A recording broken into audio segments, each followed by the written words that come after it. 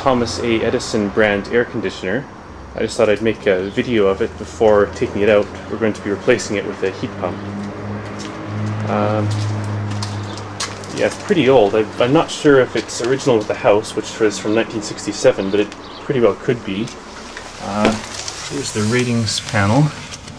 Model 290. I believe this is 2 ton.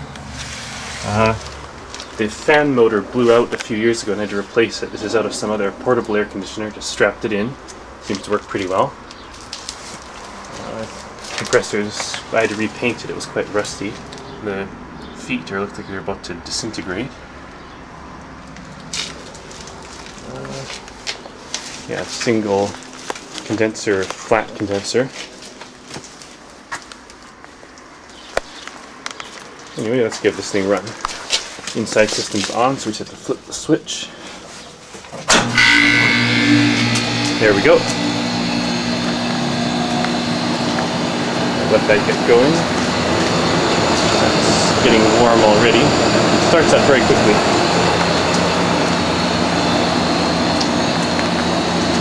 Let's see the compressor. Yeah, it doesn't say anything about the rating.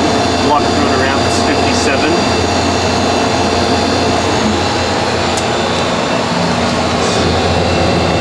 That's already getting quite warm, and that's already cold. Seems to be running quite nicely. The air here is also getting quite warm already. I probably should block up the top so that more air flows to the coil.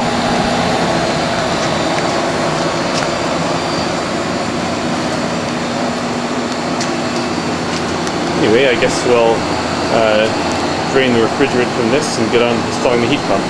Thanks for watching. Okay, I've opened up the electrical box now. There's not much in it. There's just a disconnect switch here with this lever. Just moves the contacts in and out. Run capacitor for both the fan and the compressor, contactor, and a control transformer. I haven't had many problems with this unit. It's been quite reliable. I had wires burn up like this one a few times. I had to put in new contacts. The capacitor is blown twice. And as I said before, the fan motor burnt up. But that was after washing it. I didn't leave it, let it dry enough before turning it on, and a weakened part of the winding burnt up. So do dry your motors out before turning them on. What else? I put this foam around the tube that was dripping water all over the compressor and rusting it. And here's the wiring diagram. Pretty simple, not much in these old units.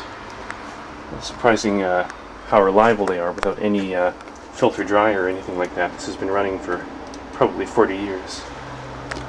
And system charge, something around 60 ounces or so.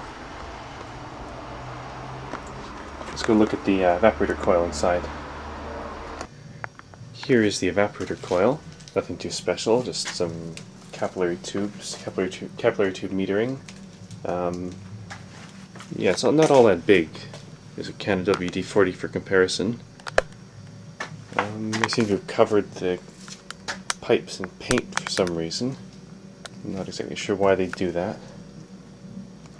And this is type LCD, whatever that means, type 310. And the inside is pretty dirty, covered with, let's